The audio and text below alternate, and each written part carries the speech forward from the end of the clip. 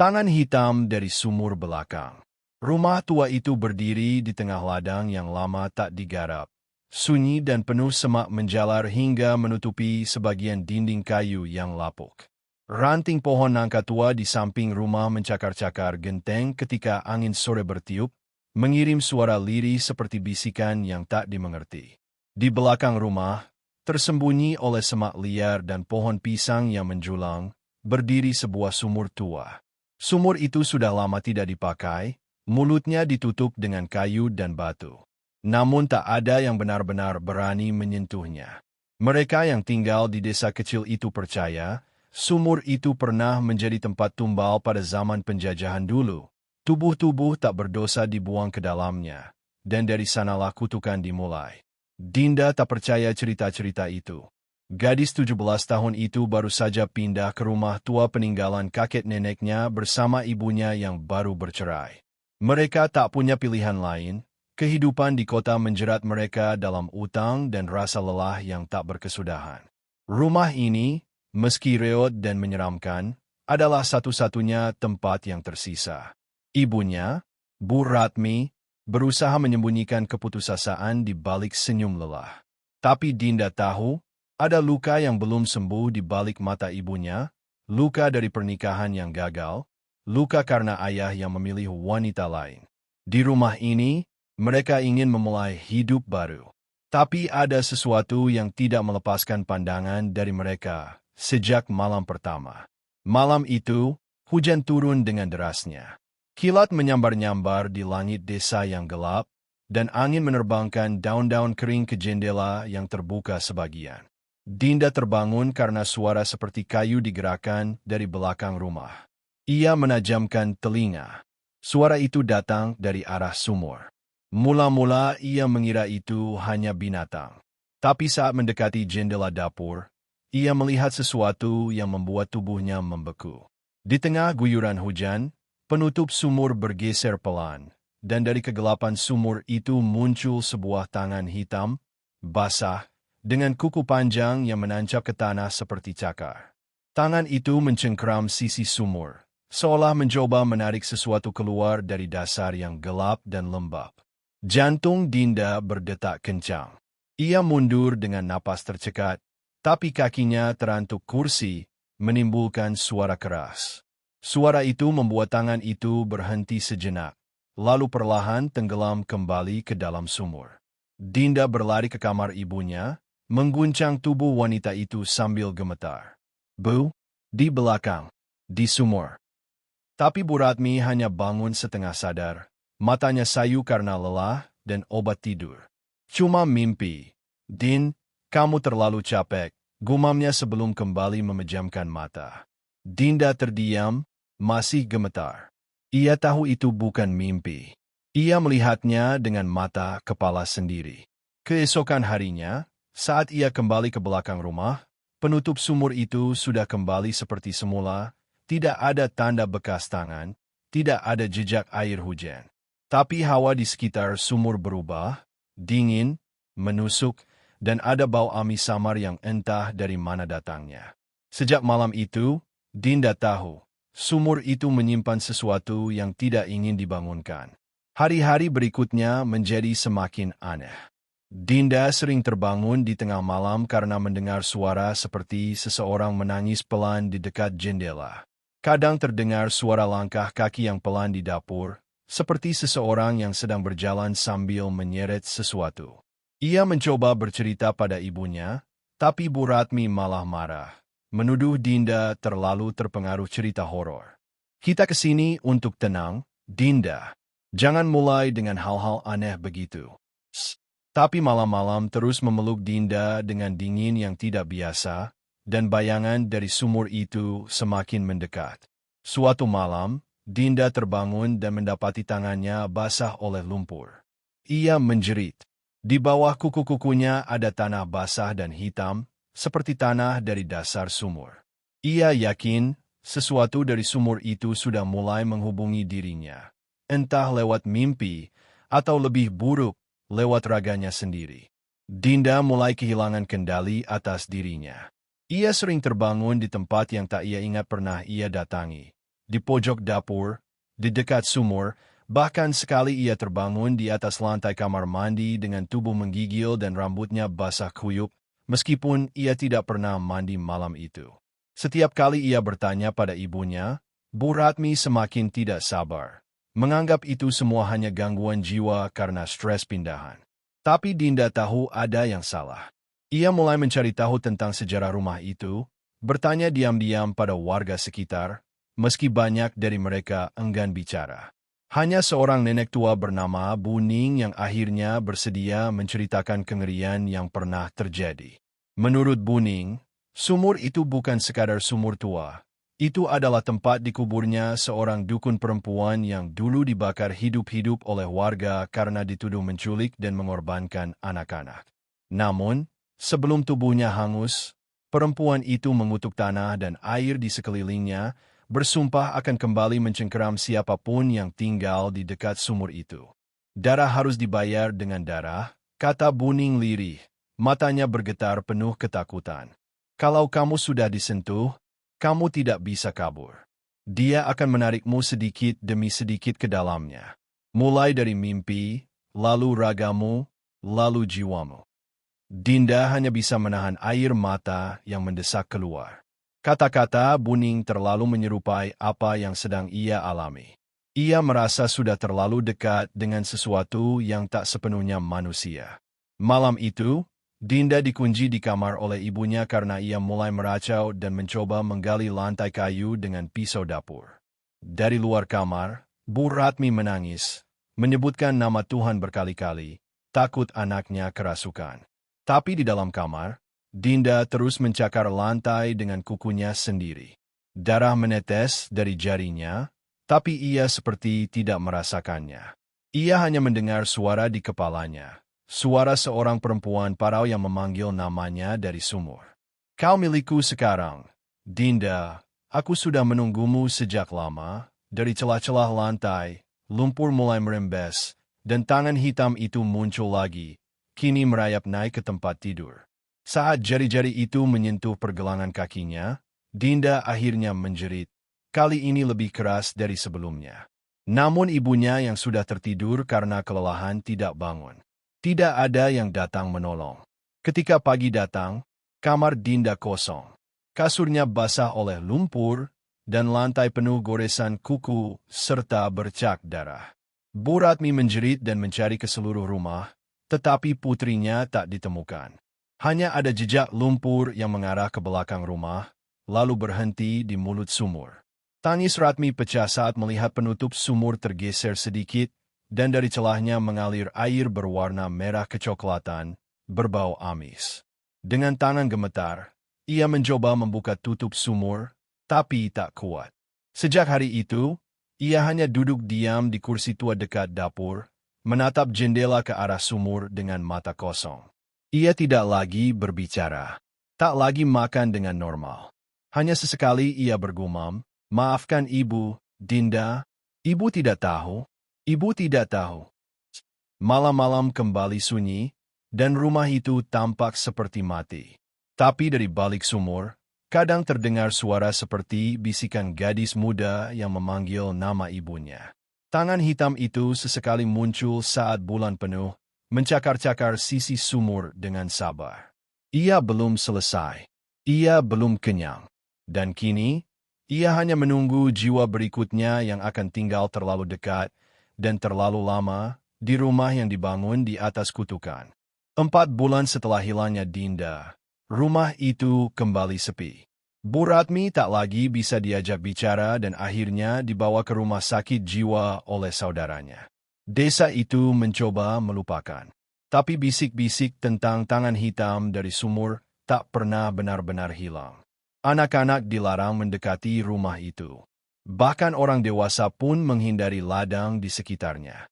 Namun ketenangan itu berakhir ketika seorang pria datang ke desa, menaiki motor tua dan membawa tas besar berisi dupa, kitab, dan cermin pecah.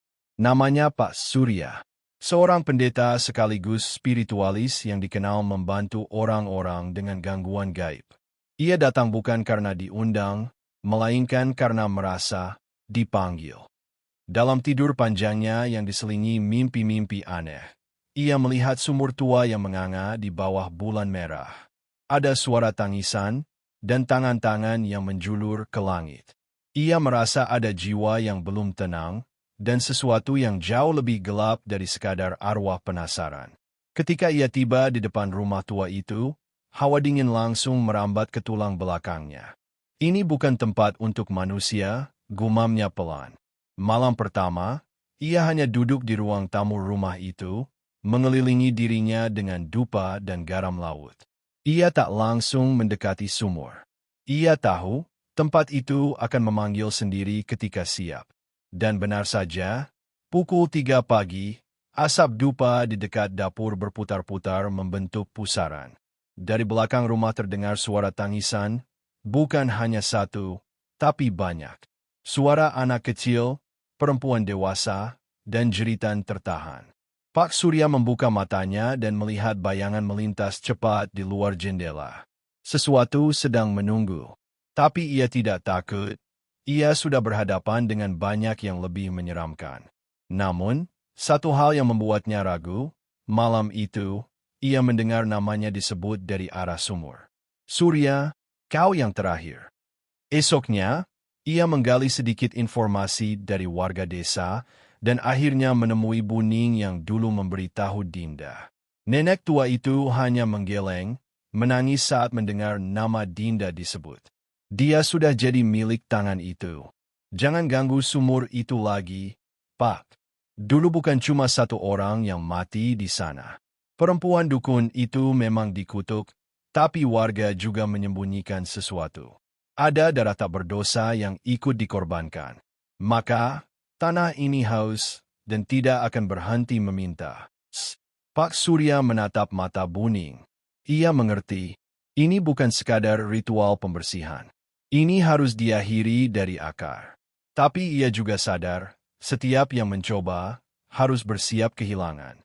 Malam kedua, ia mendekati sumur itu. Ia membawa cermin retak yang ditanam mantra pengikat jiwa dan air bunga 7 rupa. Ia duduk bersila, membaca doa. Saat ia menyiram air ke penutup sumur, kayu penutup itu bergetar, lalu retak pelan. Dari dalam, muncul bau busuk, seperti daging membusuk yang terendam lama. Tiba-tiba tangan hitam itu mencuat, jauh lebih cepat dari dugaan. Tapi Pak Surya sudah siap. Ia menancapkan cermin ke tanah dan menyiram tangan itu dengan air garam. Suara melengking terdengar, mengiris udara malam. Dari dalam sumur, bukan hanya satu tangan, tapi puluhan, ratusan. Semua mencoba menarik Pak Surya ke dalam. Namun satu wajah tiba-tiba muncul, wajah seorang gadis remaja bermata sedih. Dinda, wajah itu tak berkata apa-apa. Tapi matanya penuh permohonan. Pak Surya sadar, ada bagian dari jiwa Dinda yang belum terserap sepenuhnya. Ia masih bisa diselamatkan. Tapi waktu mereka sedikit. Malam berikutnya adalah bulan mati, saat kekuatan tangan hitam mencapai puncak. Jika tak segera bertindak, Dinda akan hilang selamanya, dan sumur itu akan kembali mengincar darah baru. Langit malam menggantung pekat tanpa bulan, seolah tahu apa yang akan datang. Kabut tipis menyelimuti pekarangan rumah tua itu, sementara angin tak berani berhembus. Pak Surya duduk bersila di depan sumur, tubuhnya dilindungi lingkaran garam dan dupa yang menyala lemah. Di sampingnya, 3 cermin mantra tertancap mengarah ke sumur, memantulkan bayangan-bayangan kabur yang bergerak di dalam kegelapan. Tangannya menggenggam tasbih batu kelapa yang terasa semakin panas setiap kali ia menyebutkan nama Tuhan. Malam itu adalah malam penentuan. Jika gagal, bukan hanya Dinda yang lenyap, melainkan seluruh desa ini akan menjadi sarang baru untuk mereka yang tenggelam dalam kegelapan sumur. Detik demi detik berlalu seperti desakan nafas yang tercekat. Lalu, dari dalam sumur, suara itu datang, jeritan panjang, seperti puluhan mulut berteriak serentak. Kayu penutup sumur terangkat sendiri, dilempar entah oleh kekuatan apa. Lumpur muncrat keluar, menyembur ke udara seperti darah busuk. Dari dalam lubang hitam itu, tangan-tangan hitam mencuat satu persatu, bergerak liar, membentuk lingkaran. Di tengah-tengahnya, muncul sosok perempuan dengan rambut panjang menutupi wajah. Bajunya compang-camping, tubuhnya terbakar sebagian, dan di lehernya tergantung kalung dari tulang. Pak Surya berdiri perlahan. Sosok itu bukan sekadar arwah. Ia adalah Pawestri, dukun perempuan yang pernah dikubur hidup-hidup. Dan malam ini, ia kembali dengan dendam penuh.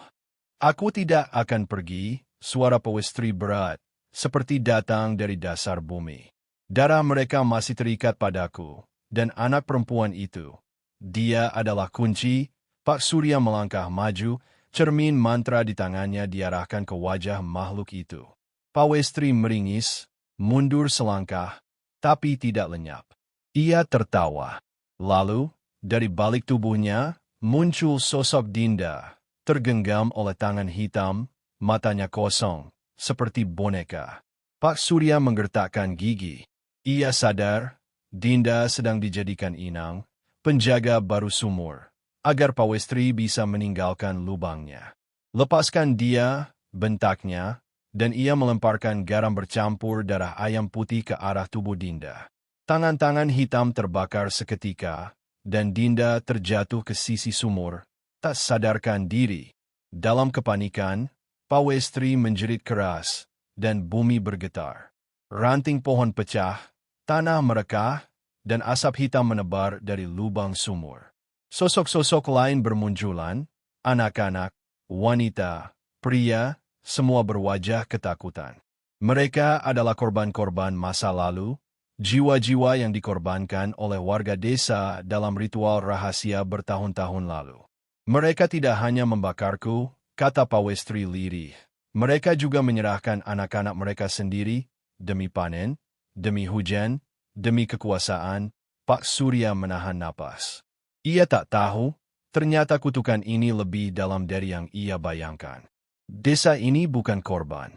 Desa ini adalah pelaku.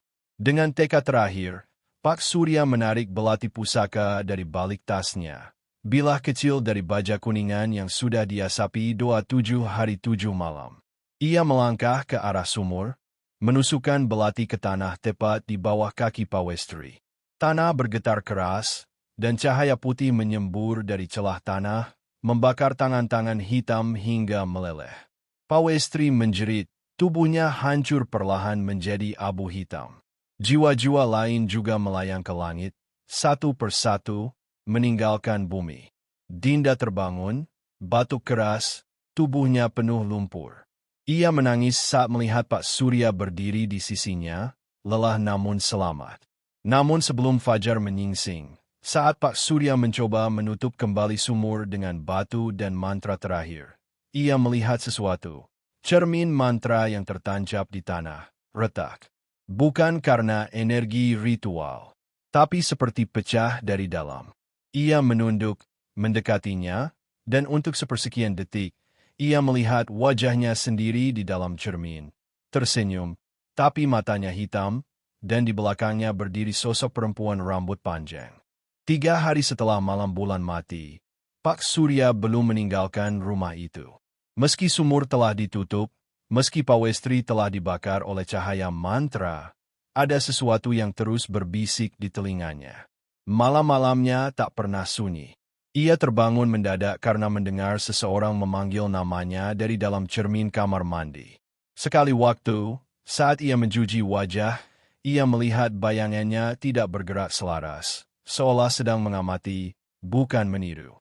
Ia mencoba meyakinkan dirinya bahwa ini hanya sisa trauma dari ritual berat itu. Tapi di lubuk hatinya yang paling dalam, ia tahu ada sesuatu yang salah. Ia sudah membuka jalan, dan sesuatu keluar bersamanya. Dinda sudah dibawa kembali oleh keluarganya, tapi gadis itu tetap bungkam. Ia duduk di sudut kamarnya, menggambar sumur berulang kali di kertas. Ratusan lembar penuh lumpur, tangan hitam, dan mata mengintip dari kegelapan. Psikolog menyebutnya trauma berat, tapi tidak ada satupun terapi yang berhasil membuatnya bicara. Hanya satu kalimat yang ia ucapkan pelan saat ditinggal sendiri. Pak Surya belum kembali. Tapi dia juga bukan dia lagi. Ibunya menangis setiap malam, menyalahkan dirinya sendiri, merasa membawa putrinya terlalu dekat dengan rumah itu. Tapi ia tak tahu rumah itu telah melepaskan sebagian isinya dan memilih inang baru. Pak Surya mulai bermimpi aneh. Dalam tidurnya, ia berjalan di desa tua yang sepi, namun semua rumah dipenuhi jeritan bayi dan suara perempuan menangis. Di tengah desa itu ada cermin besar, terbuat dari darah beku dan rambut, dan setiap kali ia menatap ke dalamnya, ia melihat dirinya berdiri di dalam sumur, tersenyum sambil menjulurkan tangan ke atas. Mimpi itu berulang setiap malam. Ia mencoba berpuasa, mandi kembang, membakar dupa setiap waktu. Tapi tak ada yang berhasil. Suara-suara itu semakin keras. Ia mulai mendengar mereka saat siang hari di luar ritual. Bahkan burung-burung berhenti bertengger di atap rumah itu. Setiap kali ia melewati cermin, bayangannya tetap menatap terlalu lama.